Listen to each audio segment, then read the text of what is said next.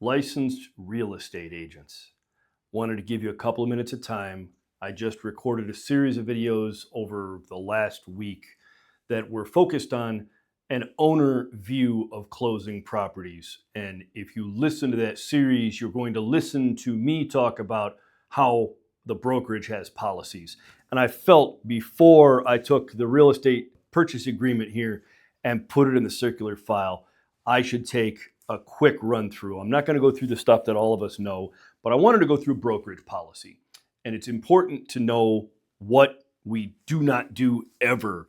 This truly isn't for my core LaPlante agents that know us back and forth. They've done a lot of real estate transactions, especially if you're involved in our property management. This is to ensure our recommendations and best practices. If I'm your broker, this is what I'm telling you you get to do. If you have another broker, if you refer properties over to us, then your broker gets to have their own opinions and advice. Let me give like the first easy one should be dual agency. LaPlante Real Estate is not allowed to do dual agents. Dual agency would be where you are selling a property and then somebody wants to buy the property and you say, super, I'm going to help you get a great deal on this property. I'm going to represent both of you. It is humanly impossible for you to represent the seller responsibly and ethically and keep their interest in mind and also negotiate for the buyer and get them the best deal. It is litigious. There's just a long history of brokerages and agents getting called in front of the division and getting sued over it. LaPlante Real Estate doesn't do it. I guarantee your brokerage most likely does not do it either. The way we handle it over here is if I have agent A who has listed the property and somebody wants to buy the property, they refer it over to agent B. That way, that agent B can represent them, ask questions, and then agent B is ethically responsible too. If they're inside of my software, right? Inside of our LaPlante software, they're not supposed to, search for the back door into .loop. They're not there to be eavesdropping on phone calls. We keep things separated. We keep things ethical. Moving into the purchase agreement, commonly, you've got your front page. Your owner needs to explain what entity they're creating or they're replacing the LLC underneath. Then we move down into the details. I always recommend we do the parcel ID, as sometimes agents get lazy and they don't put that on. But it's important for the title company to know exactly what you're looking for, because if you have a typo, especially a number typo, God knows what property you're trying to buy. But the parcel ID is useful. I always advise our agents to go onto Aries and look to the adjacent parcels and make sure that, especially like a seller fi deal, in those cases, if the owner also owns the adjacent lot and you don't put it down here, it's entirely possible the property will close and you won't own the grassy lot next door. You don't want to have to tell your owner that you took pictures of how beautiful this yard was and, oh, by the way, they only own half of it now because you didn't put down the proper parcel IDs. A homeowner will have an interest in belongings inside the home, items that are not fixtures. They want lawnmowers, that sort of thing. Investment properties is not as common. If you have homeowners that are selling, they may have like grandpa's mantle is the example I used in the video. So they may have things they don't want included in the sale, even if they're fixtures, especially if they're fixtures. Personally, I like rough numbers. My wife's birthday is March 19th, 319. So if you look into my historical purchases from my portfolio, a lot of times I'm buying things for $10,319. When I speak to the listing agent on the property, I'm explaining that we crunch our numbers over here, and that's the dollar amount I can give you. Not 320, 319. That's how much I did my numbers. Of course, it's still just a posture, but it's worked very well over the years, especially during the recession. Your earnest money, LaPlante Real Estate never retains earnest money. I want nothing to do with it. The title company runs the earnest money. There is a division of real estate investigation right now that we're messing around with, and that is all stemming from buyer and seller didn't close the deal, and then the seller would not release the buyer's earnest money. And then they went back and forth on a lot of silliness. And the super part is LaPlante Real Estate didn't hold the earnest money. So we're just like a listed party. We're kind of like sitting on the wings watching those two fight over there. Let the title company do their job. Let them run their escrow account. Moving into, cash is king. Make sure that if you have a buyer who is financing a deal, if you're financing a deal, I recommend 60 days, okay? I have already been through the whirlwind of a 30-day timeline. And oh, by the way, the bank's nowhere near ready to close. Oh, we're gonna give a 10-day extension. Well, they're still not ready to close. Well, give another 10-day extension. Now the seller's getting all kinds of pissed off. I personally have been on the phone with those sellers, and when you're trying to get them to agree to extend the purchase out because it's the fault of the bank, it's just a hassle. I will speak plainly with you guys. The borrower is slave to the lender. That's our Dave Ramsey for today. If you're using a lender to buy a property, they're who actually hold the cards. That buyer cannot close until they're given a clear to close. It's not their money. They're not the ones in power. Run in cash as quickly as you can personally. That's my opinion. Concessions from the seller to the purchaser, section 6 here. Unusual. Normally, we've already commanded a discount. That's the discount. You really put zeros in here. Compensation for you, the purchaser, on the broker, and really the reason that I wanted to make sure I got in front of the camera today. I am seeing again and again, now that we have a breakdown of the seller, the seller's brokerage, and the purchaser doing the deal, I have had phone calls several times now on my own transactions where another agent looks at the purchase amount, call it $100K just for simple numbers, $100K and I want $3K. The agent is calling me up and saying, we accept your $100K, but not the $3K. Well, my advice is you say, okay, so you're countering me at $103K. That's how much the buyer would have to pay for the property. Because you're not discussing my compensation, what you're doing is discussing the actual total sale. The way the contract is being used right now in 2025, we are itemizing our money out. And many times when we get back and forth, it's like, well, the 100 is accepted if you'll come down $2,000 in your commission. My advice to licensed agents is, if you have a buyer, okay, a client of yours, and you throw $1,000 or $2,000 of your commission in the kitty because there's $1,000 or $2,000 split, I assure you there will be a split of $2,000 every time, and you will be taking money out of your pocket every time. I also advise when you are a seller and you're helping people to get a deal together, that you are more than welcome to comment on the scope of revenue that somebody is wanting. Okay, that's an aside. But ultimately, you're there to be discussing the dollar amount on the total, not the amount of compensation that agent is requesting. Ultimately, if you are a successful agent, especially if you don't truly need to stoop to get clients and to serve the clients because you have an excellent reputation, you have a habit of going, this is my dollar amount. And if the seller doesn't like it, the buyer gets to pay it. Not a big deal. However, I advise, this is my opinion, but I advise that it is not conducive to agent reputation, and it is not actions becoming of an agent to want to tell another agent that their commission is too much. Okay? And the example would be if you know the seller and it's grandma's best friend and you want to do the thing for a $50 bill, that's your problem. Okay, that's your decision. If you have an agent that comes in that wants to pay you $10,000 above asking and they want a $12,000 commission, guys, in Perrysburg, that's a normal commission amount. So I just recommend that we watch that section right there and stand your ground when it comes to your commission. I guarantee that's going to be a breakout video. Moving down into that financed, if you finance your property, you do need to be making it contingent on getting financing, right? It's all got to go together. That brings us into the closing. The tax proration, I am very curious. I'm going to ask our title company about how those numbers are generated. But ultimately, you have two methods. You have a due and payable, and you have a lien method. Due and payable is based on Lucas County's bill cycle. They do it in January and July, the first month and the 6th month in a 12-month cycle. And then the lien method is a 12-month accumulation of the dollar amount. My suspicion and experience has ultimately been, I don't feel that if we check either of those boxes, we get any more money, because if you're closing a deal on the 30th of December and there's 1 day worth of your ownership that you need to get paid for at closing, your buyer paid for at closing, the title company is going to verify that all the taxes have been paid, or that the seller is paying that portion of the taxes. And ultimately, you're only going to get like $7.12 for the 1 day worth of taxes. So the checking of the two boxes, I'm not confident means any different income to investors. Moving on to inspections.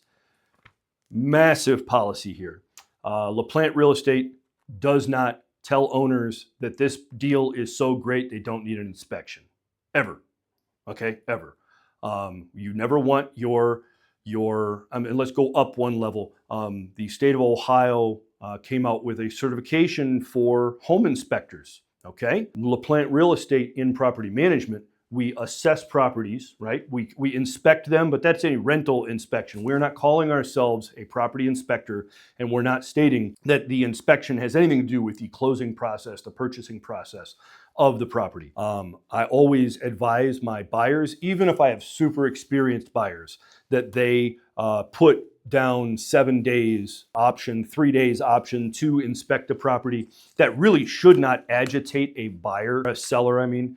It should be very reasonable, and then it is up to your buyer if they want to send their contractor over and they want to get their contractor's opinion on the property and get a ballpark price. That's lovely. That's their inspection. I don't ever want an agent that we have a relationship with to be called on the carpet to have a division of real estate investigation based on the fact that that agent was like, oh, I buy property all the time and this looks perfect.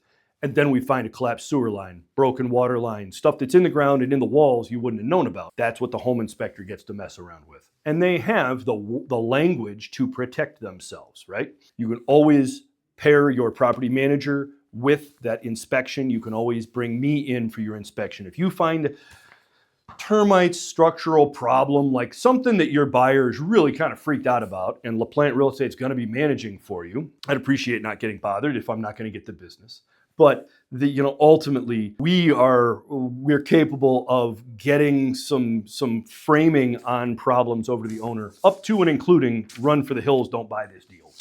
But it's important to know that. The appraisal, Section 12, again, if you have a mortgage, it has to be conditioned on the appraisal, because if you don't check that and the property doesn't appraise well, now you're in a legal bind. Somebody could go after earnest money. And if they go after earnest money and the agent is the one who said, oh, I'm going to check no, then that's an error as an omission. You don't want to be there. Coming down to homeowners associations, they hate rental properties. Most of them are kicked out of there. The only time I've interacted with homeowners associations is when the agents didn't do their damn job, and this section was not in the purchase agreement way back when. And so the property was bought in this case. And then we got a letter from the homeowners association and said, hey, dumbass, don't think you're going to be able to make a rental out of this. We have standards. You're not allowed to do it. That owner ended up selling the house and putting it back on the market. So that was just an abject failure of research and disclosure. Moving into Section 16, home warranty. I have a whole video on this. Don't do home warranties unless your buyer is an owner-occupier and they're not handy and they want to mess around with having some other company have the contractual negotiation for a vendor, and then you're at the mercy of them controlling the vendor. The vendor's constantly calling the warranty company to get permission to do work and permission to replace. And time is the one thing you are sacrificing. In the rental side, if you manage with us in LaPlante and you have a home warranty, do not be surprised when you have a furnace problem and the resident is told that it'll be 2 weeks until they can schedule a furnace, and they're supposed to just run space heaters, schedule a repair. And I whip out my property management contract that allows me to spend the owner's money. I will probably fix the problem. I will tell the owner, here's the vendor's invoice. This has been fixed. It took me 48 hours because we keep a strong relationship with our vendors. If anything, I personally ensure our vendors are all small businesses. I want to make sure that my company's revenue is putting their kids through school. I want to make sure they appreciate our business, and I want to make sure that if I'm in a bind, I can pick up my cell phone and dial that other owner. We can get the job done quickly. Homeowner or home warranties, they disrupt that. I do not have a lot of confidence in them. Moving down, lead paint, property disclosure, like those things are standard. You want them. Close at a title company. I've not interacted yet with agents that are like encouraging quit claiming or closing with an attorney or anything goofy. I have interacted with that, and I have just forced both sides to acknowledge that what they're doing is not standard, and I am not recommending it. That way, if they quit claim a deal and there's a whole bunch of liens and encumbrances on the title, it's not their problem. The title company, LaPlante Real Estate, keeps a relationship with Greater Metro Title. I know their owner. I know the leadership inside of the organization. I know most of the bloody employees over there. We have an ability to pick up the phone, reach somebody, and find out what's going on with a deal very quickly. We like Greater Metro. Not to say the other title companies have anything wrong with them. That's just the ones that we know. Traditionally, the buyer picks the title company. In the instance of foreclosures, many times the bank has already started title work with some other company, and therefore they're interacting with it. So there's my summary on that. The rest of it is just disclosure stuff. Your addendums, most common is going to be the occupied property, leased property addendum. Section 31 is your attorney's review. I advise every time you're explaining this document, we're responsible to state. We're not attorneys. We recommend you go speak to an attorney. First-time buyers and investors, they're likely to show this thing to an attorney and discuss it. By the third property, they get normalized. It becomes basic and simple. Moving us on to the back last page. So we have an anti-fraud statement. I like to remind my clients that the title company, nor LaPlante or your brokerage, if you're one of our referrals, none of our relationships are going to text the owner and tell them that, for the closing, you need to wire me money today, or you're going to lose your deal. That's fraud. Very commonly, it's South Africa and silly. You just want to stay aware on that. The same would go for the title company. I personally always Google a title company if I don't know them, because sometimes we have like out-of-state sellers, and if they want some weird title company, especially if you're dabbling in wholesaling, right? Unlicensed real estate. If you're dabbling in wholesale, you are playing in the Wild West. You're asking for trouble. I personally have transacted a handful, I'd say 5 out of 200, 250 properties I personally have transacted in. The wholesalers, by and large, suck. They are not skilled. And they definitely are playing games. So I always research their title companies before I just wire off Earnest money, because I've been curious in my own transactions if their scam was just to try to get the $2,500 Earnest money wired off somewhere and then disappear. I've been fine so far. But watch your anti-fraud, your additional terms. If you are an agent, in this section, this is where, in fact, I'm reading this one because this is one of my purchase contracts. The buyer is purchasing for their own use and is a licensed real estate broker in my case, and is not representing the seller. This is just a standard for sale by owner deal. So you want to also put in there any language. We've got property right now that we're putting a bid on that we want to see the Department of Neighborhood's disclosure form. We have another property that, what was that? Oh, any leased properties. Because you're not going to want to put that leased property addendum on every deal when you just start the negotiation phase. So that's where I'll write in that section. Deposits have to be transferred, and escrow. We want prorated rent. Now, agent hat on the buyer side. If you're a buyer's agent, you want the prorated rent for the day of close, and then you want your buyer to close on the 3rd, 4th, or 5th of the month. It does not matter whether the seller was paid for that month's rent. You will get a credit for 25/30ths of that month. It works out very nicely. Ultimately, it kind of pays for your closing if you have a $1,000 rent rate and a $750 close in a partial month. On the other side, switch hats there. If you are the seller, what I state is no rents prorated. We're closing on the last day of the month, the 30th. Okay, now no rent prorated, closed on the 30th means you're going to get 0 out of 30 days anyway. Okay, I am always taking the position of I'm the seller, I'm ready to close anytime. All I want is my check. I want the title company to make sure that the money's good and that they can check that I am legal to sell the property, right? But I want to make sure the money's good and I'm just ready for my money. I'm happy to close on the 30th. If you want to close earlier, that's your prerogative. I'm not paying you for it. And the big one is, if we delay into the next month because your bank screwed around, I'm not paying you for that month's rent.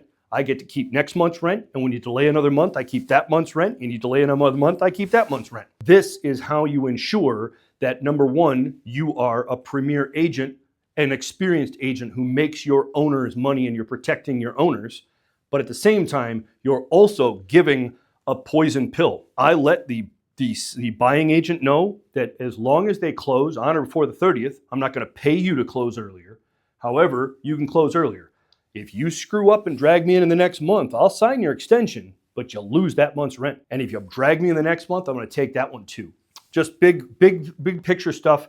But from my personal standpoint, when I have to go home to the wife and say, hey, we're not going to close that property, but don't worry, tomorrow morning when the sun rises, we're keeping that month's rent. At least you have a $1,000 poison pill. So I've used that to great exposure or great advantage. The time limit offer, I like 48 hours. I just had a property. I like to take the time limit for the deal. And I started yesterday, we made an offer. It's another for sale by owner, so he's local. And I said, hey, you've got 48 hours. He got back to me today. And what we did was we just renewed adjust the offer like he wanted.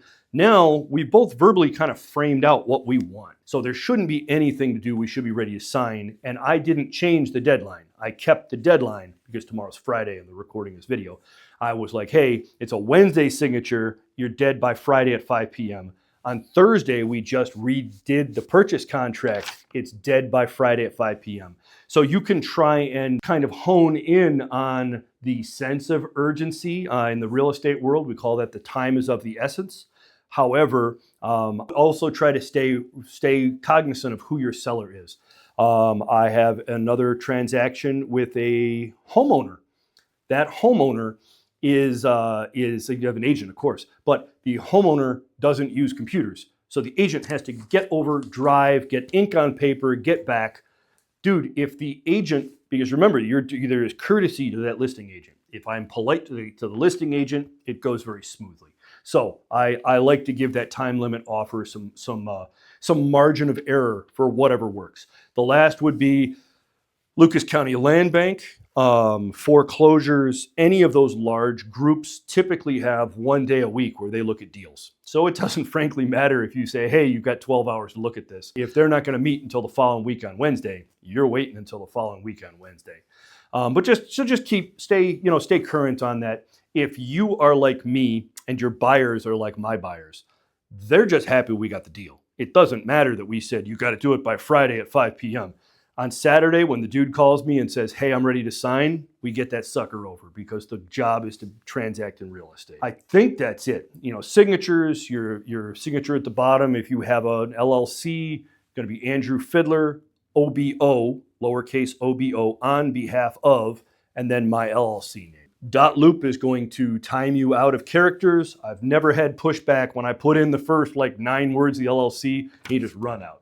you've got a supercalifragilisticexpialidocious LLC name. I'm going to give you 12 letters. After that, the title company will figure out what we're all talking about. That is where that very first section on the first page, that's where they get the LLC name. You do have all the characters in the world to finish that part. So that is a super summary on the purchase agreement. Broker policies, if you have questions, ask. That's the best thing I can say. There's a good amount of money to be made from a good amount of value to be brought. The more properties you walk and the more pool of buyers that you keep, and you keep kind of posting videos, you keep posting updates, even buyers that are 6 months old suddenly will come back out of the woods and respond to your drip campaign to, hey, I'm now ready to buy. It runs really well for us. And then we like to always, on the property management side, we want to comp our agents that are referring property, but we also want to make sure that when your buyer has been in for a while, we want you and us to get together. Let's look at the portfolio. Let's see how the property is performing. I love it when the agent is able to reach out to the owner and say, hey, all 6 months of rent have come in and we're way below 10% on maintenance for your portfolio. Are you ready for another one? I've got 2 properties I want you to look at right now. You do that and you will be a well-respected agent with repeat business. I recommend you keep stacking that and onward and upward. The more value that we bring, the more we can keep the city of Toledo a premier area to park investment dollars. It's common that the city of Toledo does not respect rentals. They don't appreciate that line of business.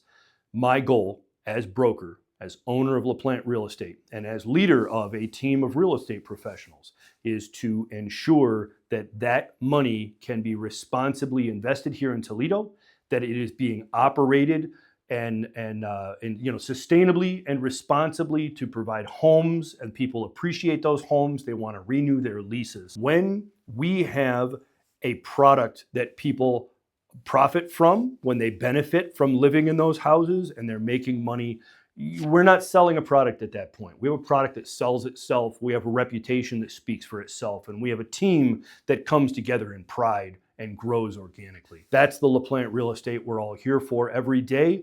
I truly appreciate our agents that are making referrals. We need those. You're our lifeblood for growth. And in our internal agents, we're constantly juggling the challenge of the community, the city, the regulations with the resident. We make them pay rent, we do repairs, but we're not upgrading the whole house for them. And then the owner, we are making them make repairs, but we're also making sure they're getting money. So from the property management standpoint, it is the gift that never stops giving sometimes, but it is also a business we take a lot of pride in. So thank you very much. This is our town. I want to see it flourish. Andrew Fidler, LaPlante Real Estate. Have a great day.